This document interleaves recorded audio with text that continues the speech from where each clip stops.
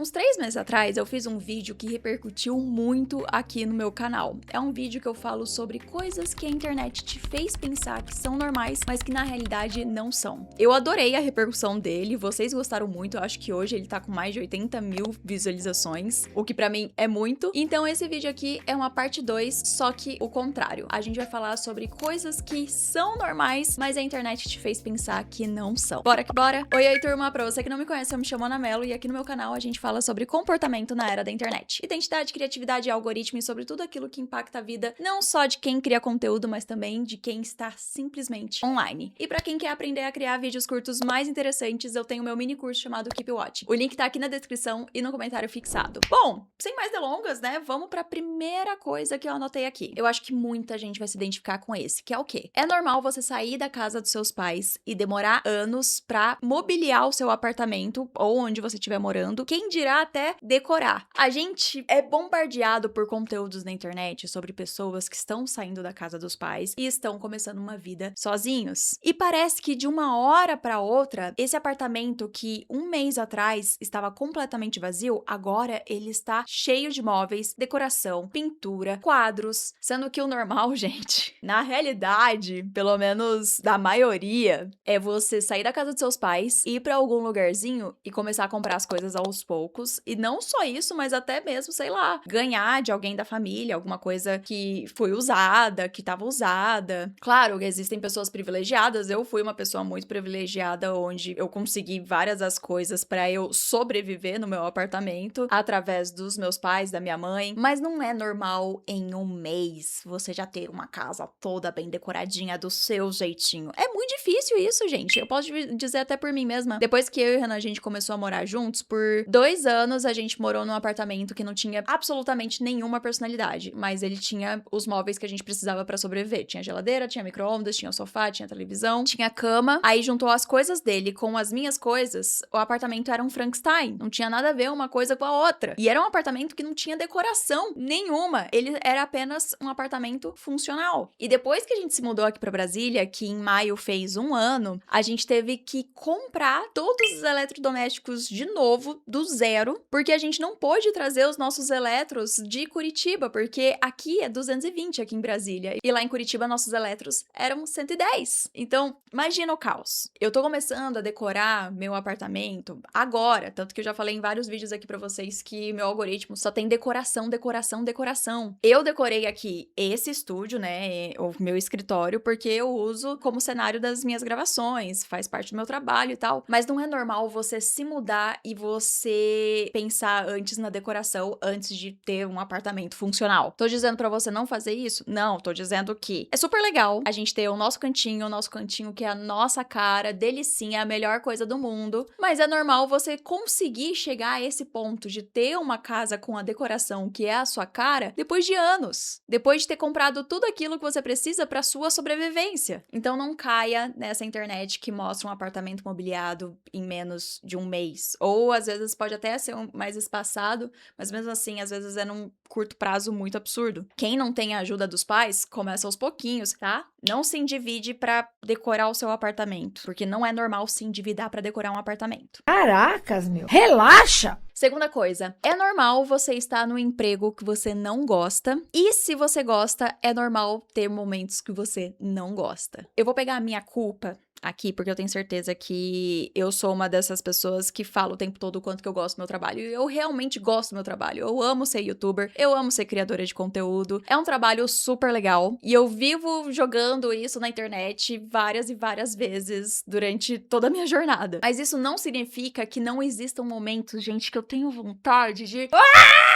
Inclusive, semana passada eu passei por uma situação com um cliente. Meus clientes são marcas, né? Eu passei por uma situação que agora eu acho que não dá pra ver, mas porque já tá cicatrizando, mas estourou um monte de espinha na minha cara de tão estressada que eu fiquei. Aí você fala, Ana, você ficou estressada porque você fez um conteúdo errado? Não, gente. São muitos e muitos absurdos que podem acontecer nesse meio publicitário que vocês não fazem ideia. O meu trabalho é um trabalho que ele ainda falta muita maturidade. Apesar de a publicidade com influenciadores, criadores de conteúdo já existir há mais de 10 anos, ainda falta muita maturidade. E a gente lida com tudo quanto é tipo de pessoas. Existem as mais profissionais e existem as pessoas que, é um criador de conteúdo aí. Então, se você é criador de conteúdo, sempre se coloca no lugar ali como um profissional. Não é porque você faz videozinho na internet, que você só tá postando as suas coisinhas porque te faz feliz, que você não pode transformar isso num trabalho. E se for um trabalho, você precisa ser profissional. E eu juro, gente, eu sou muito profissional com as minhas coisas. Mas tem pessoas dentro desse meio que a gente lida com essas pessoas que não são. E é um problema que a gente tem como em qualquer outro trabalho, principalmente quem trabalha no meio corporativo, que tem que liderar equipes. É difícil manter uma sanidade e manter uma harmonia com todo mundo ao mesmo tempo o tempo todo. E se falta comunicação, é pior ainda. Então muita gente passa por isso e às vezes pode acabar confundindo, achando que tipo, pô, eu odeio meu trabalho porque passa por essas coisas com frequência. Mas na realidade você gosta do seu trabalho, mas existem momentos da sua vida em que você não gosta dele. E é normal você não gostar. Nenhum trabalho é mil maravilhas. Existem sempre os seus ônus e bônus. Terceira coisa, é normal se sentir inseguro diante de uma câmera. Eu sei que a gente tá num momento em que todo mundo cria conteúdo sobre tudo, todo mundo cria situações pra poder criar conteúdo, às vezes cria alguma situação que era pra sua vida pessoal, mas transforma isso em conteúdo. A gente anda na rua, as pessoas estão tirando selfie, estão fazendo vlogs. É muito mais normal hoje em dia, né? A gente vê a galera criando conteúdo a rodo e apontando uma câmera pra você, pra ela mesma, enfim. Mas se você nunca fez isso na sua vida, é normal você se sentir inseguro. Geralmente, quando você não tem o costume de se gravar, de falar com uma câmera, de se soltar na frente de uma câmera, é muito normal você olhar pra ela e automaticamente baixar o William Bonner em você e você se tornar essa outra pessoa. Estou muito feliz. Estou muito feliz por estar participando desse time. Não combina contigo não, agora vamos lá pro Michel de verdade. Uma pessoa mais performática, mas não a pessoa performática do último vídeo do canal que eu falei aqui pra vocês. Mas uma pessoa que, tipo, pô, tem uma câmera me vendo aqui, eu tô com medo de fazer qualquer coisa e ela capturar alguma coisa que não deveria capturar. É completamente normal. Falar com uma câmera, gravar um conteúdo, é uma habilidade. E como toda habilidade, você precisa praticar para se tornar bom. Claro que existem pessoas que têm muito mais facilidade do que outras. Mas se você tirou um dia ali para gravar, se gravar, para postar o seu primeiro vídeo no YouTube e você odiou todo o momento que você estava ali gravando, você sentiu dor física, que muita gente fala para mim que sente dor física quando tá gravando o primeiro vídeo, saiba que é normal, porque a gente não tá com uma câmera 24 horas por dia na nossa vida. A gente não vive dentro de um Big Brother. A gente não é a Virgínia, que posta a vida dela a rodo. Então fique tranquilo, o problema não é com você, não é que você não nasceu pra isso, é simplesmente falta de prática. Quarta coisa, é muito normal você deixar um like nesse vídeo. Vamos deixar o like, porque eu sei que você tá gostando. É muito normal você deixar um like nos meus vídeos, porque eu sei que você sempre gosta deles. E não se esqueça de se inscrever aqui no canal se você está aqui pela primeira vez. Aqui no canal a gente fala sobre o comportamento da galera na era da internet. Mas deixa esse like, tá bom? Ele é muito importante. Quinta coisa, e isso aqui é o maior clichê de todos os tempos sobre coisas que são normais, mas eu não poderia deixar de falar sobre isso, porque afeta principalmente nós, mulheres, que é normal ter um corpo normal. É normal você ter um corpo que não tem hormônio. É normal você ter um corpo que não tem tanquinho, que não tem um bíceps. Ó! Será que eu tô me iludindo aqui, ó? Eu deveria estar gravando esse vídeo no dia que eu fiz bíceps. Enfim. Mas é normal você chegar perto dos 30 e ter mais rugas do que você já teve na sua vida. Obviamente, porque você está envelhecendo. É normal envelhecer. É normal você ter flacidez. É normal você ter uma barriguinha. É normal ter celulite, varizes. 90% da população das mulheres tem todas essas coisas e não tem nenhum procedimento estético no corpo. Ou não usa hormônio. Eu posso dizer que o meu corpo, eu não tenho nenhum procedimento estético nele, além de silicone. Eu coloquei silicone quando eu tinha 17 anos. Mas eu coloquei por uma questão, claro, de autoestima, né? Mas era principalmente porque eu fui uma criança muito gordinha. Quando eu fiquei adolescente, eu emagreci muito. Que acabou que o peito foi junto. Ah, eu tô falando coisas muito íntimas aqui. Enfim. Acabou que, né, gente? Veio a flacidez na adolescência? Na adolescência. Então a gente só ajustou isso aí. Mas de resto, o meu corpo é um corpo que vai pra academia toda semana, que corre. Eu tenho uma barriguinha, eu tenho muita celulite. A minha família toda tem muita celulite, então assim, é bem hereditário. E é normal, é muito normal. Não tô falando pra você não fazer procedimento estético pra diminuir aquilo que afeta a sua autoestima. Claro, se você pode, se você tem condições, vai lá e faça. Mas isso aqui, ó, isso aqui é normal.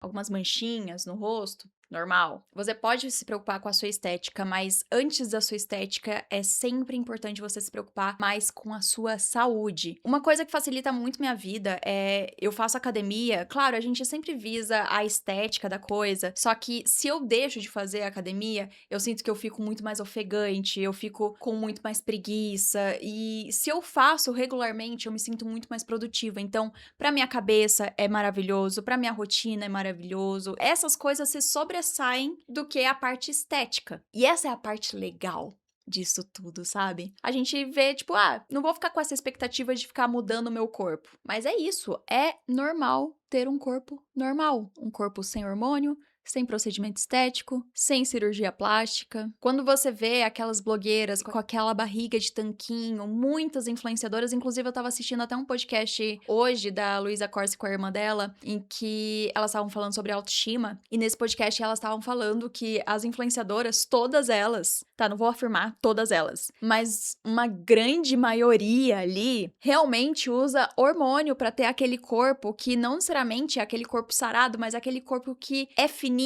que não tem uma barriguinha, sabe? Aquele corpo que as influenciadoras que não são saradas, mas postam fotos de biquíni, tem. Aquele corpo que é bonito, nem sempre precisa ficar sarada, mas fica seca. Então, todas elas usam hormônio. Não generalizando, mas grande parte. Quinta coisa, é normal você tá dentro de um relacionamento e nesse relacionamento vocês brigarem. É mais normal ainda essa briga ficar só entre vocês. É mais normal ainda você não expor essa briga nas redes sociais, como muitos influenciadores fazem. E mais normal ainda é você ter uma briga dentro do seu relacionamento e continuar com a pessoa. Porque a internet faz a gente pensar que qualquer pedra no caminho que aparece no seu relacionamento significa que aquele homem que você tá não presta, ou aquela mulher que você tá não presta, significa que ele não vai te acompanhar nas suas coisas da vida. Claro que existem suas exceções, obviamente, você vai saber melhor do que eu se o seu relacionamento tá dando certo ou não. Mas um relacionamento bom e saudável é aquele relacionamento que, cara, vocês têm as suas discussões, mas ok,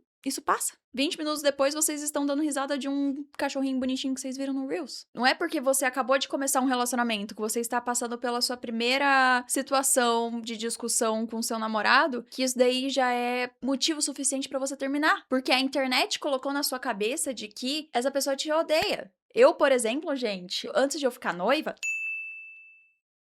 eu tô dentro de um relacionamento de 9 anos. Se eu falo na internet que o meu relacionamento já tava numa duração longa desse jeito, de 9 anos, e eu não tinha sido pedida em noivado ainda, a galera cairia em cima de mim falando: esse homem te odeia, esse homem não quer casar com você, ele não tá tendo coragem de falar. Se eu tiver um parafusinho fora da minha cabeça ali, eu poderia muito bem levar essas coisas que a internet leva em consideração pra dizer que um relacionamento funciona ou não funciona, aquele homem te odeia, levar isso pra mim e querer terminar. Sendo que só eu sei o que tá se passando dentro desse relacionamento, sabe? As pessoas têm as próprias conclusões sobre determinadas coisas. Então, tome muito cuidado. É normal você ter situações dentro do seu relacionamento que vocês vão estar discutindo. Desde que ainda exista respeito, desde que ainda exista comunicação, desde que vocês se amem ainda, não deixe as outras pessoas na internet te falarem o que é o seu relacionamento, tá?